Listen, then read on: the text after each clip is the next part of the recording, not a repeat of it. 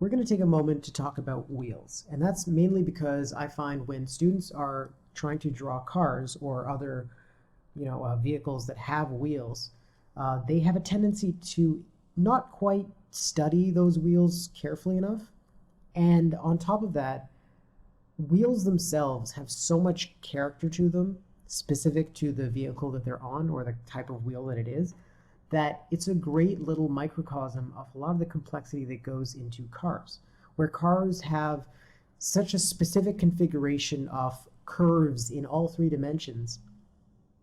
If you get that curve or those curves and the relationships between those curves wrong, or even slightly wrong, you can really quickly move away from something that looks like the car that you're trying to draw to something that looks entirely different, but it's very difficult to pin down why. And so when you're dealing with wheels, you have that same kind of challenge, but at a much smaller scale. And it certainly helps that those wheels are also part of those larger vehicles. So we're going to look at the construction of a wheel, how it differs from just a regular cylinder, and some of the things that people tend to miss. So first, as with any cylindrical object or cylinder-like object, we start out with a minor axis. Oftentimes you will also find yourself constructing a wheel inside of a box, which is usually what we're going to do when we're drawing cars, but for now we're just going to focus on arbitrary floating wheels in space. And so with that, we don't have to worry about the extra complexity that comes in with constructing inside of a box. We'll just work off the minor axis. So first we're going to start with the ellipse, and this ellipse represents the side that we're mainly looking at. I'm generally going to be, these wheels will generally be drawn in three-quarter view kind of thing, where we can see some of the front, some of the side. It's not going to be rotated in any crazy way because most of our wheels are generally going to be sitting on the ground. So a kind of two-point perspective-ish setup is usually good enough in most cases, unless you're drawing, cars flying through the sky and, way above, in which case you'll be able to figure it out among all the other challenges that go into such a difficult thing to draw. So I'll turn off the red for some of these layers. So I'm adding another ellipse. Now this is where most people will think, okay, well, you've got your cylinder. You're going to just draw, your lines here and you're done. That's not the case because wheels are usually not such perfect cylinders. They vary from wheel to wheel, but what we're going to do here is we're going to exaggerate it and add an extra ellipse roughly in the center. And as always with cylinders and cylinder-like objects, the degree as you move this way is getting larger because this is the side that is farther away from us.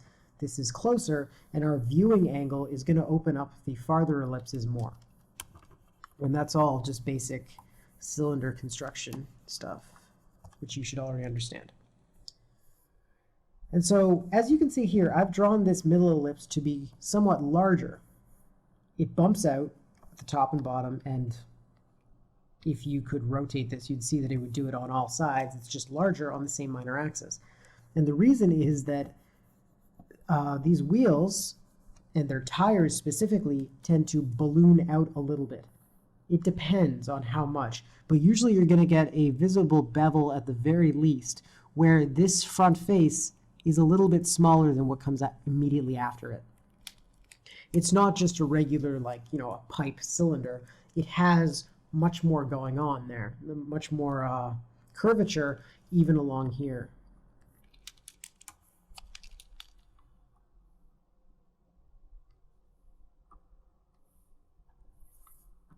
And so as you can see, here we've got the full, coming up and down, a nice curve to this non-cylindrical wheel. Now, I've drawn all of these ellipses with an ellipse tool. In Photoshop, I use Lazy Nezumi to do that.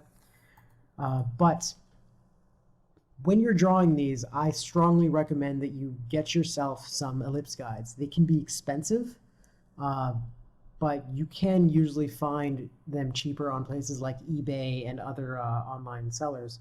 So if you immediately see a really expensive one being sold. Don't assume that they're all going to be priced that high. And other students have used, those with access to laser printers, and not laser printers, 3D printers and laser cutting and stuff, have used stuff like that. I don't know too much about that, so I can't really help in that regard, but it is a very, very worthwhile investment in getting ellipse guides however you get them, just because freehanding ellipses can be very difficult, especially when you're going through all the trouble of designing a vehicle or all the observational elements that are involved in drawing a vehicle. Being able to cut down on some of the technical work and focus just on that observation and construction can really go a long way.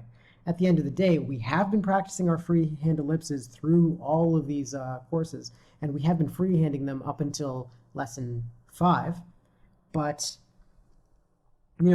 it's sometimes worthwhile to just cut yourself some slack if you can. If you can't, freehand them to the best of your ability, but accept that they're not going to be perfect.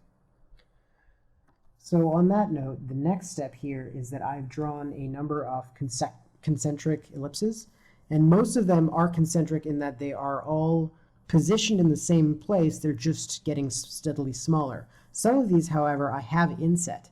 As you can see with this one here, it is slightly in, which is why we start out much further out from the ellipse that is directly around it, and we end up further in here. And what we're doing with that is we're achieving the kind of push-in effect that we get with the wheel well, or not the wheel well, the hubcap and that whole section of the wheel.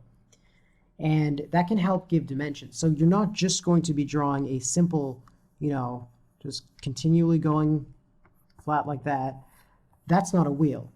A wheel has a lot more going on where, you might have all these outside concentric ellipses, but you'll have parts that tuck in inside. You'll have a bevel. There's a lot more interesting stuff going on over there. So you can see that your wheels should not feel like sushi rolls. They should feel like they've got dimension and that they're bubbly a little bit. Depending on what kind of vehicle you're working on and what kind of wheel you're looking at, it'll be bubbly to a different degree. Some of them are not that bubbly at all, but they at least have some of the beveling and the curvature. You're never going to see them without it.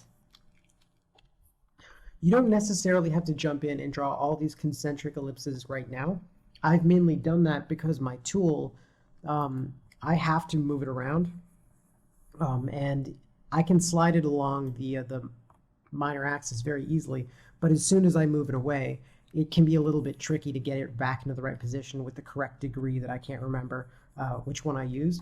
So in general, keep in mind which degree you've used for these major ellipses, so that when you're drawing an ellipse that is directly inset or inside of it, you don't have to start figuring out which one you used. Writing those numbers down, because they are noted down in any decent ellipse guide or ellipse template, so you can keep track of those things. Because if you use the wrong degree, it'll communicate something entirely different from what you are intending. But anyway, you don't have to draw all these concentric ellipses here right now. I just decided to because that was the easiest option in my case. Next, when you do get around to building in the detail of this section, reference is pretty important. There are all kinds of different hubcaps and rims and whatnot on vehicles, on wheels rather, and so you want to try and use proper reference to identify what kind of detail you're going to find in there. As you can see, I was pushing around with a little bit of reference, a little bit of experimentation. Doing it right from your imagination when you haven't really looked at wheels much is not going to do a lot of good for you. This kind of exercise, on the other hand, is what's going to help you pull information from that reference and keep it in your visual library. So down the line, what you learn from doing this will help you. You're just not necessarily going to be in a position to be able to make up entirely plausible rims just from the top of your head. And so, yeah, use reference, kind of, they're all just like small cylinders, and then you've got little bits coming out. And so, try and space them out evenly, and don't be afraid to make mistakes.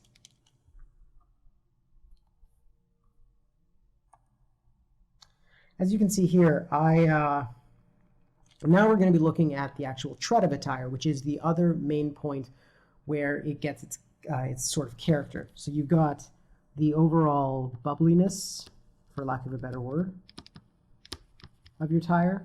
You've got the rims, and you've got the tread. And these are the main 3 points where you're going to get the kind of character off the wheel. So this is mainly based on the core construction of the wheel, how much it deviates from a regular cylinder, how much beveling it has.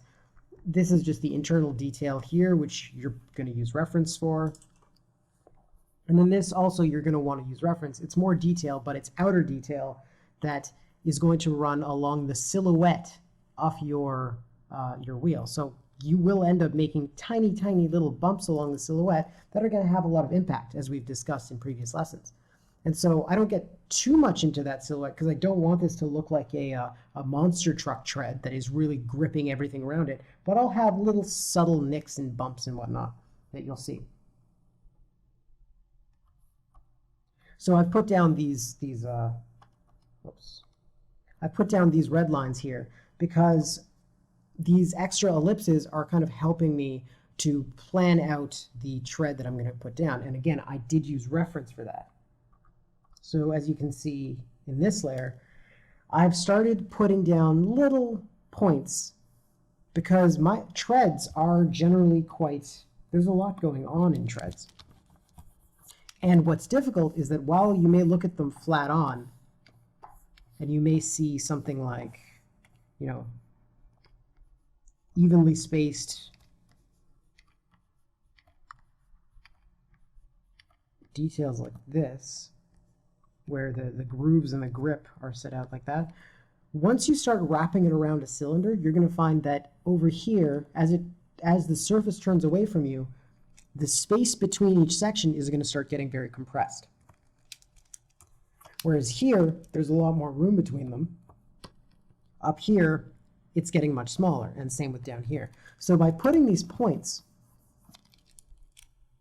and these little lines and nicks, which are eventually going to be incorporated into the tread itself, I'm giving myself a little hint as to how this space is being compressed as the surface of the wheel and the tire turns.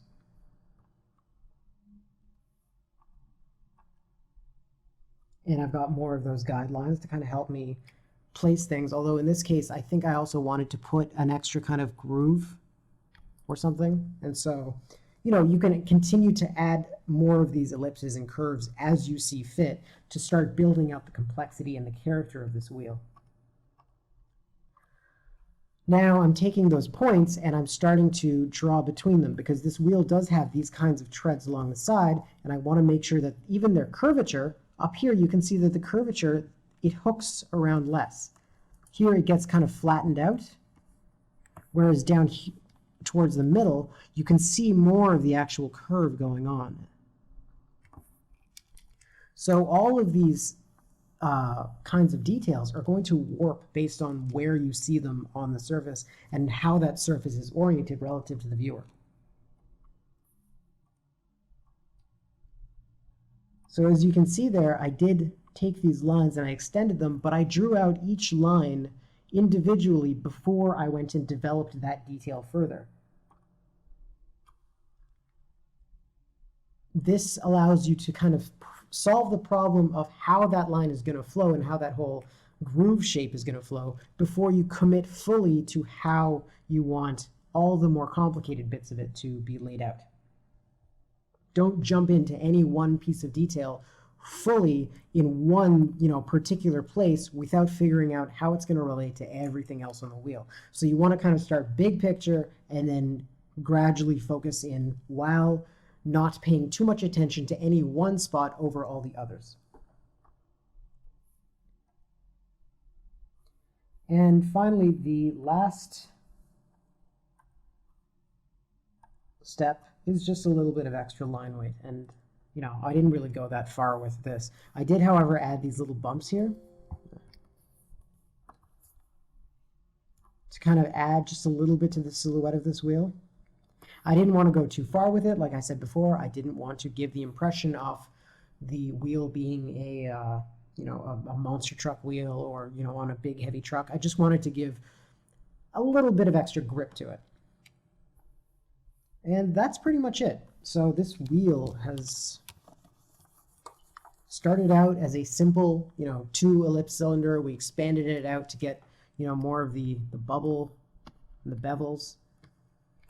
And then we just did a lot of planning to map complex textures to the surface of a rounded form.